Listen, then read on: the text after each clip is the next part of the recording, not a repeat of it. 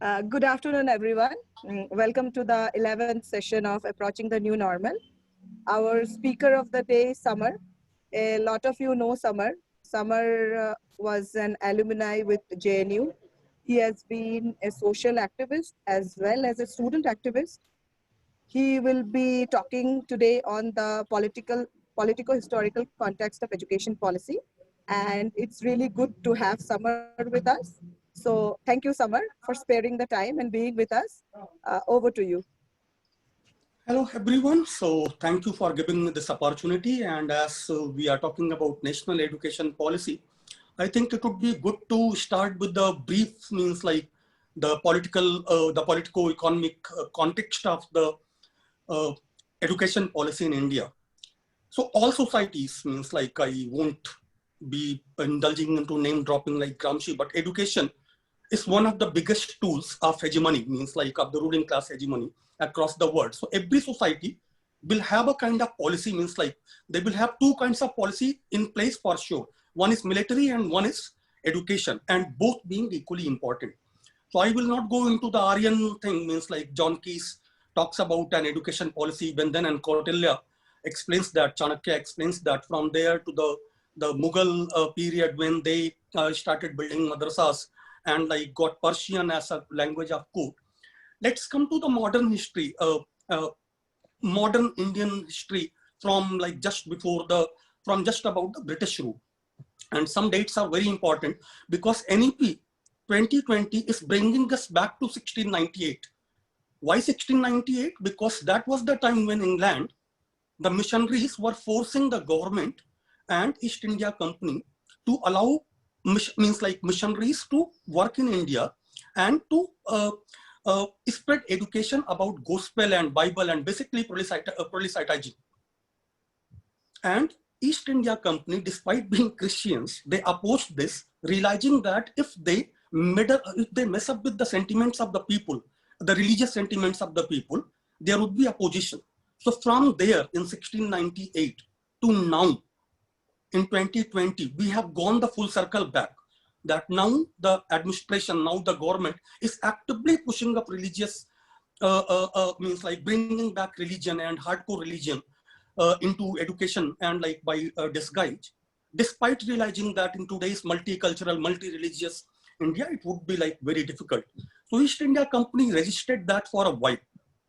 But at the end of the day, means in like, but they started opening up colleges and schools. In 1781, Warren Hastings opened schools like teaching Arabic and Persian and Sanskrit. Then came the Charter Act of 1813.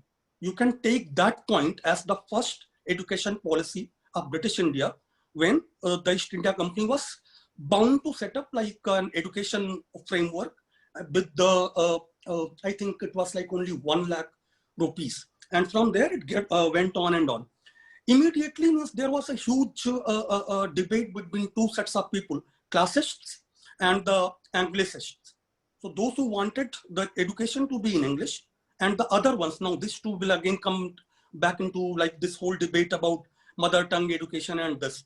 So Anglicists, including Raja Ram Mohan Rai and many of the other Renaissance leaders of India, wanted English to be the medium of instruction. Whereas first classicists and then Orientalists, who had a very genuine kind of love for the continent and its traditions, they wanted Sanskrit, Persian and all that. This too is again playing up in a very different way. Fast forward, it goes on like, and the whole debate was settled by, you know, Macaulay, who wanted to create in 1835 a class of Indians, means like Indian in color and blood, but British like in their behavior and mindset. From there again, fast forward, they kept on like having education policies and commissions right up to 1946, Sargent Commission. And from there, means like if we jump, immediately means like you will be surprised maybe that the first commission India, independent India established was a commission on higher education. It wasn't on military, it wasn't on science, it wasn't on anything. It was like a commission on higher education. Then the second means like in, it was in 1950. In 1952, they established another one, which was on the primary and secondary education. Then we have 1966 Kutari Commission, the first national education policy, which was doomed by its insistence on three language formula and led to massive anti-Hindi riots in South India. Followed by, it was revised some years later, and then we have like in 1986 we had like the second. And it is very interesting, means like all these education policies talked about national education and national integration. But most of the times what they achieved was exact opposite. So while Kutari Commission insisted on national integration, the three language formula gave rise to a very different consequence, means like the consequence was exact opposite. Come forward, and then 1986 corrected it in quite a significant way. They did not harp upon, means though the three language formula continued, but then they did not pressurize that, means like they did not went after that full throttle. They let it be. Tamil Nadu wasn't enforcing it, so they were okay with that. And in the middle, means education, but then there were attempts by the union government. Earlier, education was in the state list. It was brought into the concurrent list in the 80s. So earlier, states were completely independent when it came to the education policy. You can have a national education policy. It wasn't binding. It wasn't binding at all. But after it was brought in concurrent list, now if there is like a full majority government, 2/3 majority government with majorities in the required number of states, they can just like scuttle like whatever opposition there is. 1986 policy also emphasized a lot on technical education and the spread of education. After that, everything went hunky-dory and like, see, after this, means by that time, despite all the problems, if you look at the education in India, means by early 90s, education was still like mostly through government schools, especially in rural India. So you won't have many private colleges. Most of the schools will be government schools. A very few missionaries schools, that too not beyond district level mostly. So everyone, most of the people were compelled, whatever your social class, if you are in the rural India, whether you are a professor, my father was a professor, and means I was sent to the same school as like other people, like the fourth grade workers in his own college. We will all go to the same school because there was no choice. So all these people who were powerful, who were locally like embedded, who were locally entrenched, will ensure that these schools function well. Whether it's a government primary school, a government middle school, or whatever. Because we all went to the same school in the rural areas at least. So they will invest into these schools. They will ensure that teachers come in time, that they teach and so on. 1992, 1993, World Bank comes into Indian education system for the first time. And then from there, means like the complete smashing of, especially like primary education in the rural system starts, which is like culminated by 2001 Sarv Shiksha Abhiyan. After that, means this is the time when these schools, especially Saraswati Shish Mandirs and this convent and that convent, none of them accredited, most of the time mushroomed. In that sense, the new economic policy is an even further attack on the early, means already endangered primary education system in particular, and the overall education system in general. It takes means like it makes hyperbolic claims. 6% means from around 2.7% today, they will like increase the expenditure to 6%. At the same time, it talks about privatization, massive privatization. So how do you connect the two? Will the 6% will be loans, public-private partnership? Right now, it's entitlement. Whatever we get, 2%, 3%, 4%. Then they are talking about, means like currently like the enrollment rate at the graduation level is merely at around 20 to 25%. I forgot the exact figure. They are talking to bring that to around 50% by 2025. For that, we will need more than, we have just about 1,000 universities right now. So if we need to get this enrollment to 50%, we will have to build one university every week. Right now, over 2 crore children are out of the primary education, means primary to secondary education. They are talking about total enrollment by 2025. If we got to do that, we will have to build. I'm talking about building 5 schools a week. 5 schools a week. And the schools are not mere like structures of concrete and something. You will need headmasters, you will need teachers, at least 3 to 4. So where is all this money going to come from? And that too in COVID times. Other than that, this means like the whole means like the holistic education, this, that, so many things are there, but the new national economic policy sounds very,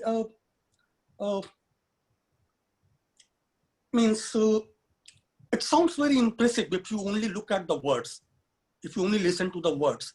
But if you look into it, this is going to be a disaster, means in already disaster education system in India.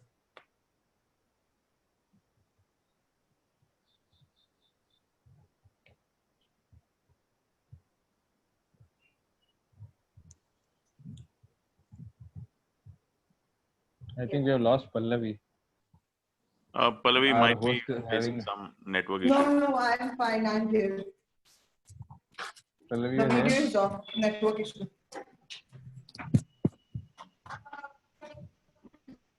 Anyway, I have a comment and a question to say. One thing which I was thinking is when you talk about a 3-language formula. Now, what I don't understand is that the National Education Policy 2020 doesn't give a particular definition of it. It's very Now, big. it's a very it doesn't give me the idea from where I understand this. Earlier, it was like you will have one language as English, another language as Hindi if it is something which you don't know, and the third language is any other language, Indian language. Now it is being said that in the recent past that one can be foreign language. But so the definition itself of the 3-language formula has been changing over and over. So what I did not understand was that what is this policy trying to say about 3-language formula? Is it trying to bring back the whole idea of having one language, common language, apart from English, like Hindi, or like again only Hindi, not any other language, as something which everyone knows? NEP 2020. Yeah, please continue. Yeah. Please. So NEP 2020 is not only vague on the 3-language formula. Means like NEP 2020 is a document which when you keep on reading, means by the time you reach 10th paragraph, it starts contradicting the 3rd paragraph. So the NEP stresses that students will be taught in their mother tongue mandatorily till standard 5th, and preferably, ideally, till class 8th. Adding that so that they can even like pronounce, they can even like recite scientific formulae in their mother tongue. That is the aim. The NEP actually talks about that. So A plus B square is A square plus B square plus 2AB, which someone has changed to something very fancy, I don't even remember. Now becomes, means like, I will have to, my mother tongue is Hindi. So, something. How will this benefit education? I don't know. Means translating mathematical formulae, scientific formulae, or such things. How will that matter? Means like in an already strained, underfunded education system. One is this. So one is like you are talking about teaching students in their mother tongue mandatorily till class 5th, primary level, and ideally till class 8th, standard 8th. So how does this conform with the 3-language formulas? The first question is this. Second question is that then you also talk about classical languages, and in which you include Pali, Prakrit, this, that, that's okay. But you basically try to push Sanskrit, which you can take up from standard 1. Thankfully, they have not talked about EI, means they have started from class 1 to any level. One thing is that Pali, Prakrit are such complex languages, means even research scholars struggle with them.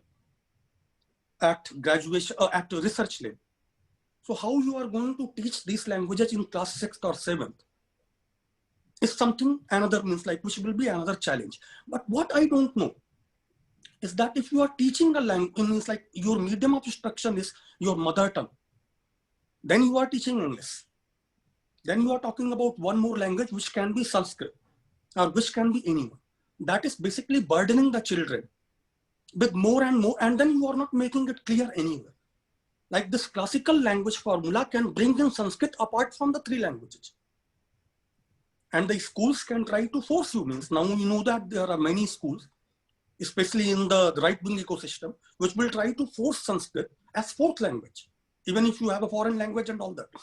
The government policy, the NEP is very vague on that. They don't explain. Ouch.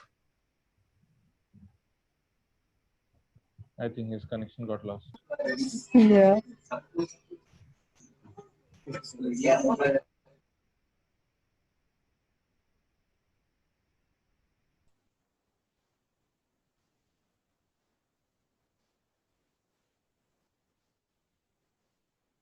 So anyway, I mean, are we?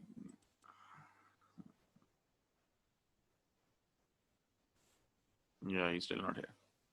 So, one thing I really wanted to ask was like, we chose a topic politico-historical, and in 66 we knew that it was, all Congress, and in 86 also Congress was in majority, and they were able to, so I'm just trying to correlate or find this as a coincidence maybe that in 66 and 86 there was one major party ruling the country, and in 2020 also there is one major party ruling the country.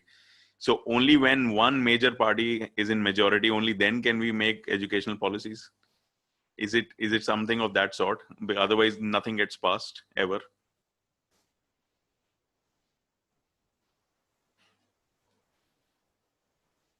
Priyank, you're on Priyank, you're mute. muted. I think interesting. I don't know if it is Yeah. coincidental in that sense, but I was thinking, anyway, if you take any policy, it has taken, because even the thought of coming up with a new policy is a very recent one. It is not that since 1986, after revising it 92, we have been thinking about it. We said, or let us take any other policy, for example. Let us take NCF. NCF 2000, it came. We decided every 5 years we'll do it. Okay. 2005 it came. Then it is nowhere. It is 2020. 15 years, nothing has come. So, I don't know. I think the political will behind it is something which is very important. And when that will comes, even this policy to come in the time of pandemic is itself a big question. Why? Because a lot of things in the policy becomes totally obsolete after this pandemic. If Hey, sorry, Priyank, someone called. Yeah, Samar, no issues. Sorry. No worries. So what do we do now? We can hear you. We can't see you, but. Oh, okay. Yeah. Sorry. It's okay. So we were just discussing, and we would like to hear your thoughts on that also. That for a policy, national education policy, to come in this time, in the time of pandemic, from where I see it, and not talk anything about it. From where we are seeing it, maybe a lot of things in the policy will become obsolete after this pandemic. They will not carry the weightage we are trying to give them now, and there are a lot of things which should have been a part of the national education policy per se, because of the pandemic, because we are in a way approaching a new normal. So that way, how appropriate it was to bring in this policy at the time of such a chaos, or let's say pandemic thing. I will not fault the government on that, because this policy ended up coming in COVID times. It's not that they started it in the COVID times. The country required a policy and the work was long in the progress. So the timing of like bringing in the new policy cannot be faulted on the pandemic ground. Means the draft policy came when COVID, means when no one knew that the 2020 will be like what it is really is. Means like had you told me last year that we can be working from home, not going outside. In 2019, I might have mocked you as some fiction writer and some science fiction writer.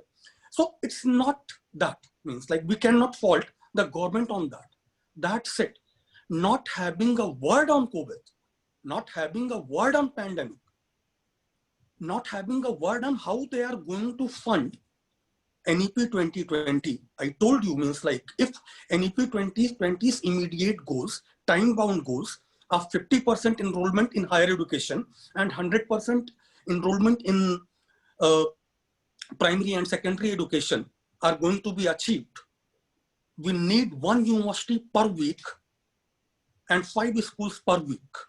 How are we going to get funds for there? At one hand, the government is literally begging people, PM Cares Fund, so that they can fight pandemic. Not having that in the policy framework, not even talking about then science, and that they will be talking about they will have more spending on research in science and technology. NEP doesn't even talk about that also. It scraps AICT, it scraps UGC, it talks about a research commission and all that, but not even on that. That what they are looking into. And in that sense, the government seems to be, they cannot make an excuse that they did not know, or that the policy framework was already ready, that they had draft policy released in 2019, the discussions had taken place, they could have, in any case extended. They could have talked, they could have added their own part of tackling this pandemic and being prepared for future pandemics or future such eventualities, or even national, not even pandemics, even say natural disasters, catastrophes. So they could have a full thing on that how do we look at those eventualities, those contingencies in our education policy. They are absolutely silent, but then they are silent about funding also. So Samar, I had a question, and sorry, Avinash. And so it was a very interesting, perspective which you presented, right from, the late 1600s when the British came in, and before that the Portuguese had come in and, started their missionary ventures. So we see that most of the education policies, whether in the 1800s or in 1966 or 1986, or even now in 2020, they have come in a place where the ruling government or ruling system was in majority. It was the British who proposed it. They had no opposition. 66, 86, Congress was in virtual majority. They had no opposition. 2020, BJP has majority. And since the discussion is about politico-historical conversation, don't you think that it is time that we separate out education from the political majority systems? Because otherwise we will probably never have a system or a policy in place which is very wholesome and multidisciplinary, as you rightly mentioned right now, with disasters and all these things. I think I failed to convey this. What I meant was exact opposite of this. That whenever an education policy came in India, be it 1698, when missionaries wanted to spread Christianity along with educating people, means primary purpose of education then would have been religious convergence, proselytizing, not education per se. Education was the vehicle. The main goal was and East India Company itself opposed. They did not want to disturb their business. Same happened in 1830. After that, in 1835, means when the Indian reformers, Raja Ram Mohan Rai, Vidyasagar, everyone wanted the education medium, the medium of instruction, to be English, whereas classists wanted it to be Persian or Sanskrit. They even established, because but it was the time when the British judicial system was coming up in India, and in cases regarding personal laws, Hindus or Muslim, their religious cases, they appointed Maulvis and Pandits so that they can interpret Sanskrit texts for the British judges. Earlier, all of them Englishmen, later on even Indians. Same means like Kutari Commission means there was massive opposition in 1967 means like there were anti-Hindi riots. So any education policy in India never came without political, cultural, social, and regional opposition. They all have been majorly contested, and that is bound to be in a plural community. Right now, many people are not understanding, means like, depoliticizing something is not a luxury. Multicultural, multi-ethnic, multilingual communities like India can afford. A China, despite their ethnic minorities and a dictatorial government, has like raging oppositions in areas. Though most of the 90% of the China is like Han Chinese, still there are like opposition to their policies. India is like so many religions, so many languages. Say it means like minorities, Muslim minorities in Kerala have nothing in common with Muslim minorities in Uttar Pradesh. Hindus of Uttar Pradesh have no regional or like cultural affiliation, but say don't even go to Kerala, Odisha. So in that sense, and that's where NEP 2020 becomes even more problematic. Like talking about mother tongue. What would be the mother tongue of people living in Delhi? Jasleen Kalra, our friend, I can tell by her name that she's a Punjabi.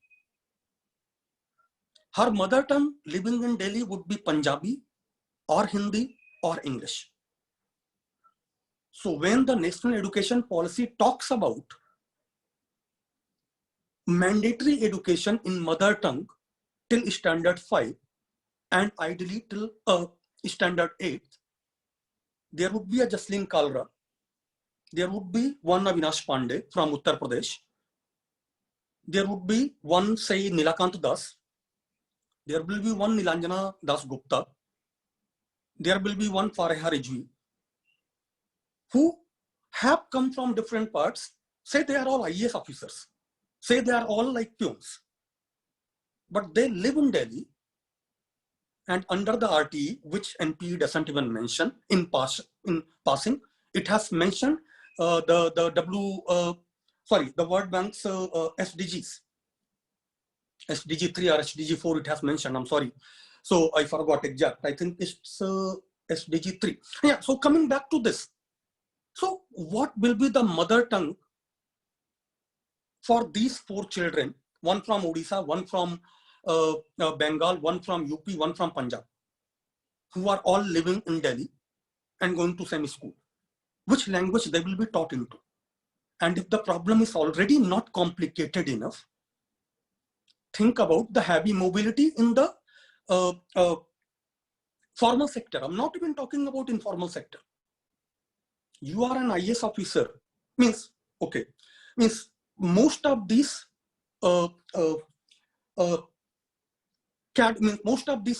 central government jobs are transferable across India.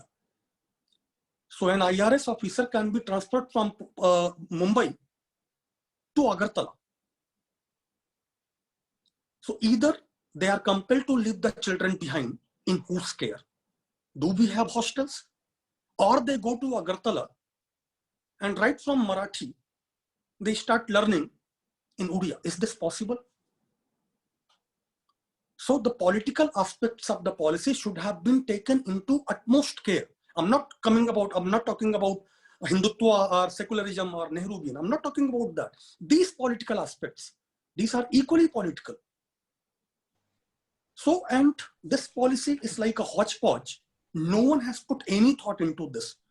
And right now means it's okay to have a policy, but policy means praxis. Vision documents and policies are different. I can have a broad vision. I want to convert my home into a green paradise. I want to make it ecologically very sustainable. That's a vision. When I have a policy, then I will have to write down that I'm going to get plants. I'm going to get this. I'm going to put this plant here. I'm going to save this here. So policy means praxis. What you write, you practice. And this policy is impossible to put to a praxis. So I had a small follow-up question with that.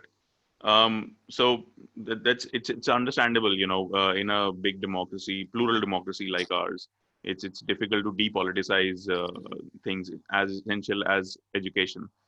Um, but then, what is the solution? Like, for example, Canada doesn't even have a national education policy. Everything is localized, everything is regionalized. All provinces have full control over the education systems over there. Can't we just go to that direction? Because even in big states itself, there are, like, even if we talk about UP, UP should actually be 5 more states. Even if we talk about other places, Assam itself has so many different ethnicities. So shouldn't we just give freedom to states itself to design their own systems according to their needs and local scenarios? That's a very interesting question, and I wanted to come to this. Thank you that you dragged me into that. When the Constitution of India was implemented in 1950, education was in the state list. This is exactly what you are talking about, that let the states deal with education. You don't want to follow that system, you have Kendriya Vidyalayas, you have Jawahar Navodaya Vidyalayas. So give those who don't want to go to that system opportunities, but at the same time, let states decide their education policy. This reminds me of another very interesting anecdote. My PhD is on manual scavenging. Manual scavenging is like cleaning any human excreta by hands, by bare hands, like when person is in direct touch. Every single city in India suffers with sewerage crisis. Come monsoons and they are all big mess. We saw in the Gurugram thing and all that. So once someone asked that people talk about this and that, but politicians never talk about the sewage system. So the reply was, because sewage doesn't get votes. Schools do, hospitals do. So schools got votes. There was a time. And that's why most of the states check on the educational background of the IAS, IPS officers and other top scientists. Which school did APJ Abul Kalam studied in? Check the schools they come from. They all come from state board, primary schools, government schools, most of them. And as I started, why they means like, how come their schools were so good? Because whether you are a local MLA or a local nobody, schools were free, almost free, means 1 anna, 2 anna is no fees. You go to the same school. So the powerful elite, the power elite of the area were invested in those schools. And that brings me back to when we talk about a system like Canada, the only thing that can fix Indian education, especially in the primary and secondary sector, is a common schooling system. Till we have DPSS and Doon schools, Doon and Sanobar and Mayo, means they are at the pinnacle. So at one hand, you have Doon and Mayo and Sanobars and Sophias. Then you have DPS. Then you have other missionary schools. Then you have Sarvodaya schools. So unless and until a government which is politically invested into education, like one good work of the Delhi government is this. So Sarvodaya schools will be like the refuge of only the most downtrodden of the society, and they would be neglected like they are in most of the other states. So what can redeem our education is not any education policy. We need a pedagogical change. We don't have a pedagogy. We learn by rote. Yeah, and that brings me back to another question. And this is like as interesting as note ban. So we demonetize, means we live in a society where we enforce demonetization, saying big notes increase corruption. So we ban 1,000 rupees note, rupees 1,000 note, and bring in rupees 2,000 note. Now come back to the NP. The NP says that this the exams promote rote learning. Means like right now the system, the primary education system promotes rote learning. That is true.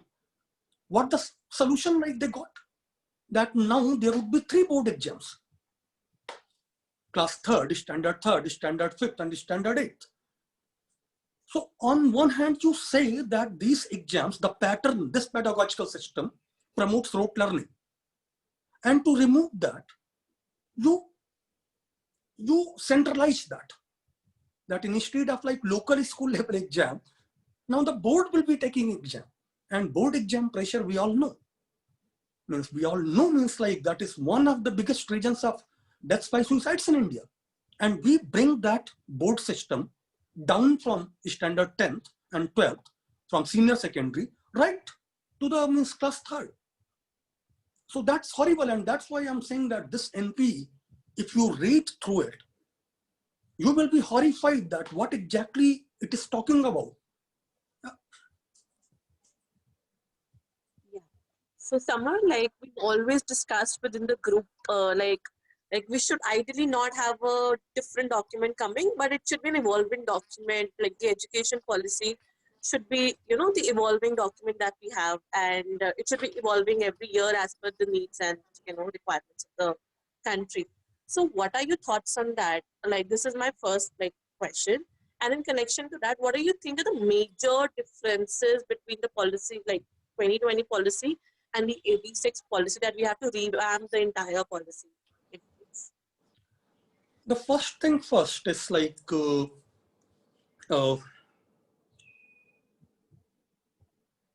should I begin with the difference or the evolution? Any which way, you're comfortable, because both are connected.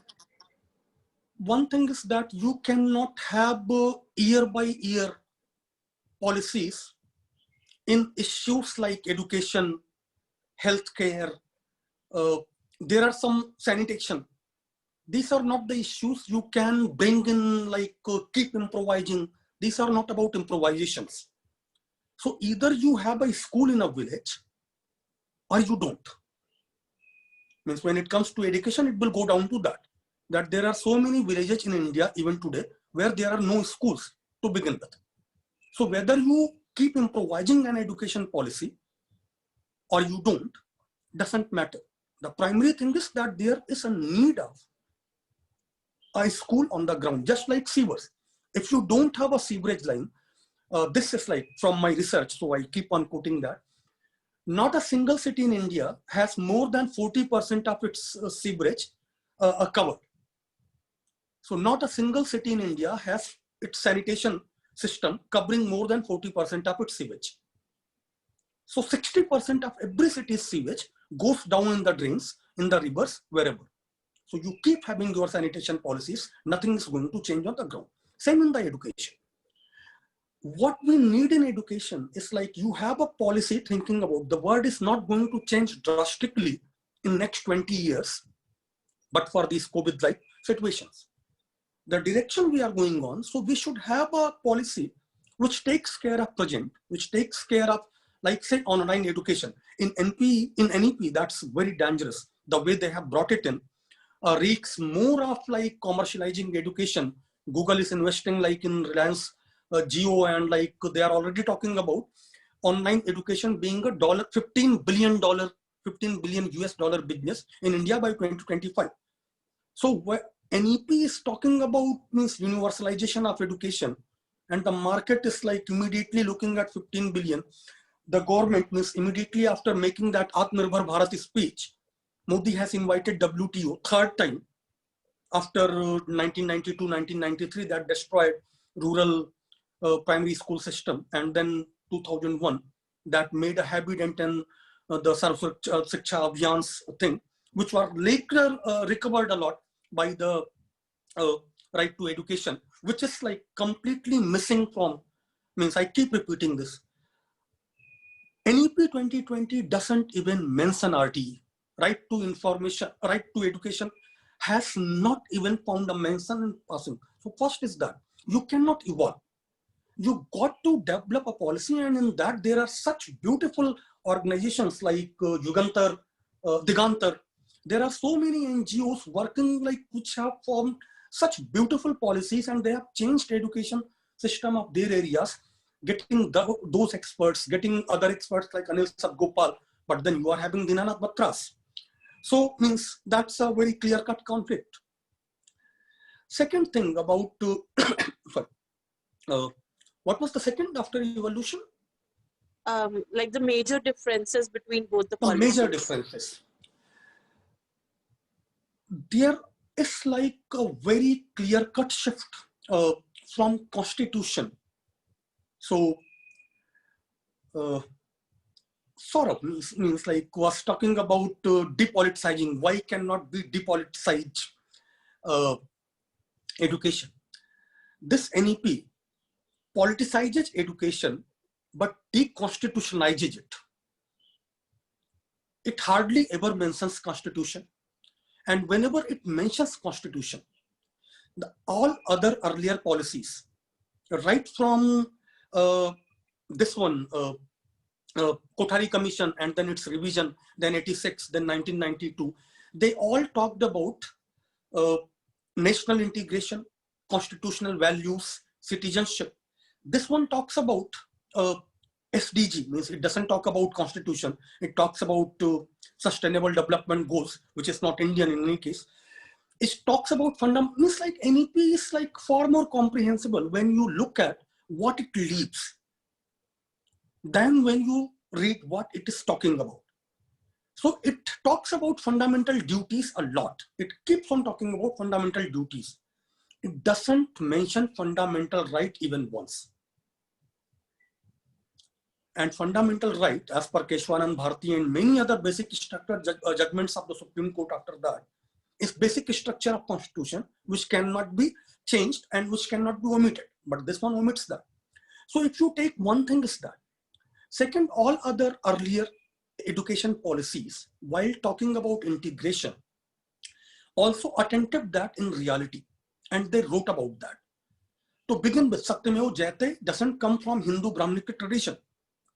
It comes from Ashokan tradition, means it means our Ashok Chakra. It comes from Buddhist tradition. And there have been so many things in India like that which come from. When we talk about ancient India, which this policy also talks about, it stops at Vedic period. It doesn't forget other minorities, even Buddhist traditions, Mahavir Jain traditions, which are integral part of ancient, very ancient India, into account. It completely passes over rest of it all.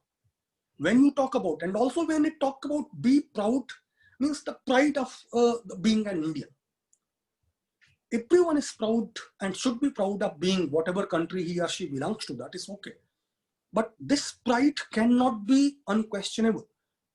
There was a caste system I cannot be proud about. So when you talk about these things, this policy also doesn't mention positive discrimination even once.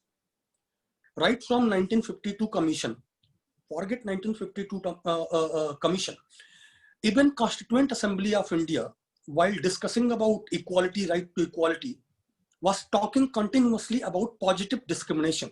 Positive discrimination is basically quotas and reservations to sections in the community, in the society, in the country, which has been historically disadvantaged. And even capitalist countries like US, Condoleezza Rice, Kamala Harris, now the talk of the town, they are all product of that positive discrimination. This policy doesn't even mention positive discrimination at once. It doesn't talk about reservations. It doesn't talk about, the only time it mentions Dalits, SC, ST, OBC, and other disadvantaged communities, it talks about merit. Now look at this like very carefully. Merit has always been the anti-reservation argument. It has always been argument of organizations like Youth for Equality and so on, who have opposed reservation, who have opposed positive discrimination.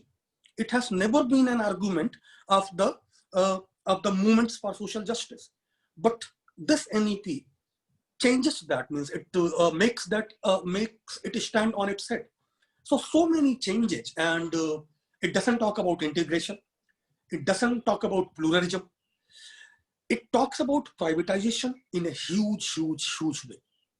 It basically amounts to bringing foreign universities, which is essentially not bad. If Harvard is coming in, if Oxford is coming in, Even UPA government in 2013 tried that. But not a single top 200 universities showed any interest. So which universities were showing interest? Nottingham, on all these unknown universities. Even University of Hong Kong did not show any interest in establishing out campuses in India. So there are so many breaks, yes. And instead of integration, this policy also sort of penalizes equality and equity. So now, like the way it mentions that poor students' fees can be arranged from the rich students. So suppose if you are paying for my fees and we are both in the same class, sitting like next to each other, what impact that would be on my own thing? Then it talks about scholarships and things. So one is that, and yeah, this all other policies were hell-bent, were very empathetic about stopping dropout. The means one of the main goals of earlier national education policies was somehow to curtail dropout, which is very heavy even today in India. So they all tried by various means to ensure that students continue at least their primary and secondary education. This one, 3 plus 5 plus 3 plus 3. First, and then in graduation. Basically theorizes, basically legitimizes dropouts. It actually promotes dropouts. So it makes BA a 4-year course, fine, good. But I can leave after 1 year. I will get a certificate. I can leave after 2 years. I will get a diploma. I can leave after 3 years. I will get some other paper. I can leave after 4 years. I will get a degree. But if I leave in the first year of the college life, what jobs can I look at? Means, will that paper have any value? Will that have any consequence? Is anyone going to employ me? Same with the diploma thing and all that. So this one basically legalizes and like justifies dropouts. One more thing which is like I find, as someone who has worked with children and their rights, very means like scary. Their emphasis on the vocational training, starting in standard 6. Most of the earlier policies, all of the earlier policies, did not even think about, they could not even think about thinking about vocational training to students under standard 8. What would be the age of a student who is in class 8? She might not even be 14. So are we legalizing child labor? Is that the logical consequence? And there are 10 bag free. This policy is very high on very good sounding phrases. 10 bag free days or free bag days, something like that. Basta nahi hoga. But karna kya hai? You will be like getting carpenter training, this training, that training. Will DPS also implement that? Or the students already forced to study in their mother tongue and missing out on English and also going to 10 days to a carpenter workshop? Will they be later on able to compete? So there are fundamental differences, means like there are huge differences from the earlier ones. It is still the childhood of like the children. Also holistic. When you talk about holistic education, but you don't let the children study uninterrupted even till standard 8. Where will that holisticism come from? Yeah. So like we've spoken a lot about on the critical aspect of the education, like there are loopholes, there are problems with the implementation plan, and the integration part is missing. So I just want to know from your end, what are the few good good points of the new education policy which you feel are implementable and actually progressive towards the education system? Best part of the policy is ICC, integrated child care, means how will they implement it is like still to be seen. But when I saw that, means I was really very pleasantly surprised that to bring the educationists in India have always tried to spread the definition of the children. Means like the government has always tried, all the governments, because it's very costly thing to do. They have always tried to keep the children definition to be taken care of between 6 to 14. When they talked about education, they will always talk about 6 to 14. This government, this policy, taking that down to 3 years and introducing breakfast is something I was really very happy about. I am really very happy about if they implement that. So if they can do that, that would not only be a huge thing for education, but that would also, you might know that India is one of the 4 countries with worst rate of child stunting. And we share space with South Sudan and countries like that, Ghana. So with 26% of stunting, if we get them breakfast right from age 3, that would be a game changer even in the health sector. That would be a huge investment. Other than that, I don't really see much of implementable things like, see, as I was saying, talking about multidisciplinary education is really good. This is really good. But when you don't tell, how are you going to implement that? How are you going to build a syllabus for that? In JNU means like, JNU is one of those very few universities which has been like actually investing into multidisciplinarism. IITs are the other ones who have very strong humanity departments now. But doing this across India is going to be really difficult, and you don't have you have a policy mention, but I cannot see a vision document, an implementation guide, how you are going to do that. So that becomes like, that makes it really, really very unimplementable. So yeah, it's like good things. The focus on multidisciplinary education is a really good thing. They have not pointed out how they are going to do it, but this is really, really good if it is going to happen. Total gross enrollment, like taking going up to 100% for the children's education 6 to 14 is really a game changer. But all the policies have been talking about this, that right from 1948. That was the goal even in the Constituent Assembly. So this is again a continuation. 6% of GDP on education, whereas the actual percentage is going down from 2000 to 2014 to 18. I remember it has gone down from about 3.6 to 2.7 or something like that every single year. This is a COVID year, and it will like basically means like go down even further. So how they are going to do that? So, but then if they succeed in that, even better is like if they can actually increase the graduation in higher education enrollment from around 25% now to 50%, that would be brilliant. So these are very good things which they have promised, which this the policy promises. What I worry is like they don't tell how. Earlier policies told how. Earlier policies were not only about what we want to do. They also like produced, they also gave a very clear-cut roadmap that we are going to do this. So when Sarv Shiksha Abhiyan came, it came with one teacher schools. They talked about कि एक school में एक ही teacher होगा, लेकिन होगा. उसमें अच्छा बुरा means like we can go on discussing that.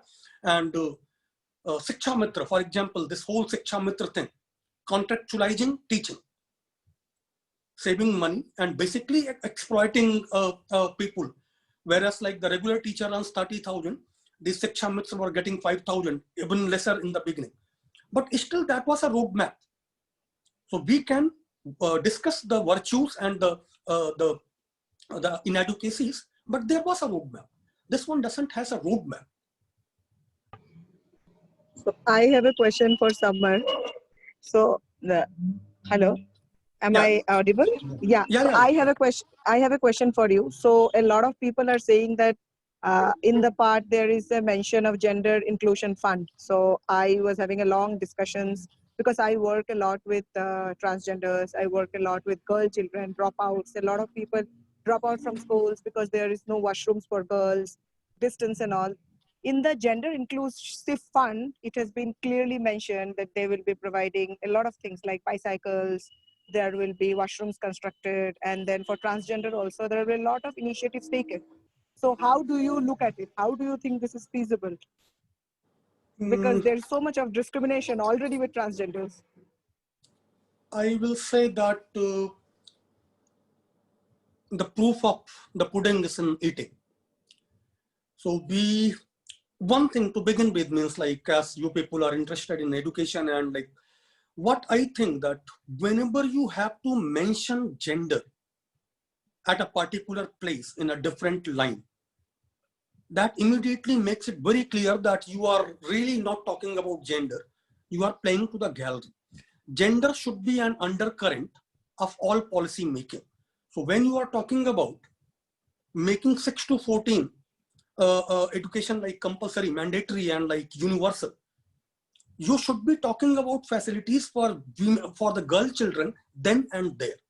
When you have to write it in a different place, so there would be schools. Every single school should have toilets, different toilets for girl children.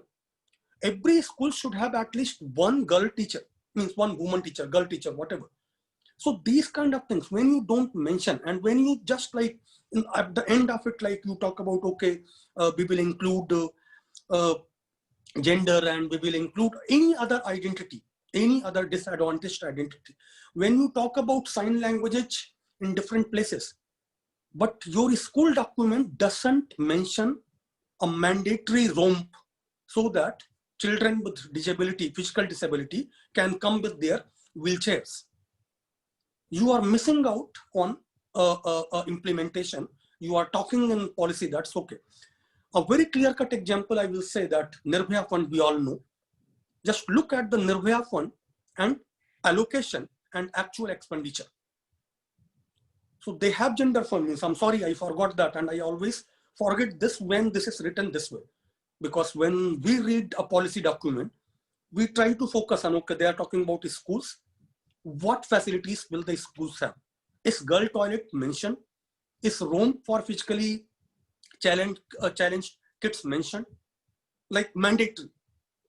And if it is not mentioned there, rest is all like add-ons, which are like basically afterthoughts that we need to tick all these boxes. So this is okay, welcome move if they do it. Governments across India have done it. Odisha government did it. Even I remember, if I remember correctly,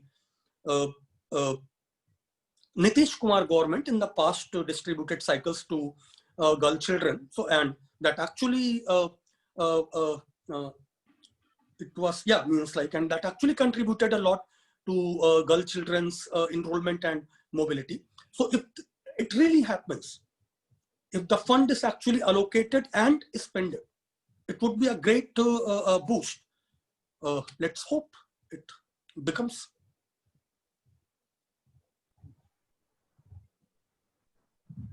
I had a question, but I'm sorry, Justine, do you want to ask something? No, I was like, it's 4:30. Oh, cool. Quick question. I think it's very evident and obvious that bureaucrats and politicians obviously have a huge thing to play, a role to play in all of these from an implementation perspective. Like being in youth politics, what do you think could be like, some driving factors that could actually, take a positive note or be like, hey, sort of intrinsic motivation they've got and they want to build something or they want to implement some part. That's the first part. Second part is, do you think with the NEP, we have bitten off more than we can chew with respect to implementation itself? I will answer the second part first. I never studied economics as a discipline because I found it very intimidating, huge numbers and so much of, but then I ended up in psychology where we had to study statistics as like part of the curriculum. So I got back to economics, and the intent of NEP is very problematic if we look at it politically. It's very impressing if you look at it enrollment-wise, education-wise, employment-wise, all this subject to implementation. So when they talk about vocational, we are going to see, I think this would be like very important. China went on to become such an economically strong country from about the place where it was poorer than us in 1949 for one region. And that region was like what is very, that Chinese imprint is very clearly visible in this NEP. There was a phase, means around 1970s, when China went very heavily for basically vocational training, carpentry, this, that, means like, so earlier emphasis on education, graduation and this and that, they subjected that to a change. They made a forcible change in the name of poverty alleviation and so many things, and created a very huge class of, means like now, which is called as demographic dividend, which when our government keeps talking about, right, from all the governments, from Vajpayee ji to now, that we keep talking about, we have a very young population, and young population means like capable of working population, so we can go into manufacturing and this. And but then means like we all know that how heavy exploitation of workers there is in like Chinese factories and all that, right from Walmart to Apple, and there are like so many reports. So this one goes into that direction, that decreasing focus on research, increased focus on creating a whole new category of workers, semi-skilled workers, not even skilled workers, semi-skilled workers, and then some skilled workers, depending on which level. Means like if you studied carpentry from standard 6 to 8, then you cannot be skilled. You would be means like a small child, and then you are like thrown in the labor market. But if you went on to study it until 12th, then you can become a proper skilled one, and then even more. So the focus on that is like, I think, can actually have a positive impact on economy, not very positive on the psyche of the country, but then let's see. What was the other one, sorry? The other one was just like general, I think we're running low on time, but yeah, in general, it would be great if you could answer. So, see, one thing is I always hold is the only thing which can save Indian education system is heavy government investment. And not only that, means like we are Priyanka asked about COVID pandemic and why it is not in the policy. I will take COVID for another example. Had like all the countries, means like right from Vietnam to Canada to after the initial setbacks, UK, every single country in the world which has a very like proper functioning public health system for the pandemic far better than us or US. We both don't have a functioning public health system. Both of us, like most of the health expenditure is out of the pocket. Most of us, it is like in private sector. We don't have like ventilators at district levels like in UP and Bihar and even like Odisha in so many places, because we did not, means once we invested in public health hugely, and then every single block will have a PHC, and then that Tehsil level there would be CHC. So the only thing that can redeem Indian education is like government investing political will into rejuvenating public education system. And I'm not talking about public schools, means public as in government schools, rejuvenating them and trying to force something like what Delhi witnessed, a complete revival of Sarvodaya schools. And that can only come from political will. Political will can come from, means like if the youth invest them into this and they start demanding instead of emotional issues and things. If they go after employment and education, means like making these two their major demands. And I think that's the only way ahead. One other thing which can do it, but I don't see that happening in any recent future, is again a common schooling system. One city, one school. If it's Doni school, be it Doni school. If it is like primary school, let it be primary school. If it's a government inter-college, be it a government inter-college. Unless everyone has the access to same kind of education, no NEP is going to change anything on the ground, because the structural and infrastructural both changes, differences between the DPS and Sarvodaya schools will remain. Awesome, thank you. Well, thank you so much. I think we are out of time, and Pallavi, you should probably do this. Yeah, it was so nice to have you, Samar. Actually, I think I'll be calling you up to ask more questions. Time was short. Actually, but, I was chatting in the YouTube live chat box. There was a lot of things coming up there as well. We should have brought it up, but due to shortage, we could not. But there's interesting stuff going on YouTube live chat also. So I think we will be sending those questions to Samar and then maybe putting it up if it's possible. I hope I didn't disappoint you. Huh? No, No, we enjoyed it. No, enjoyed it. So thank you. Yeah. Topic, but it was really nice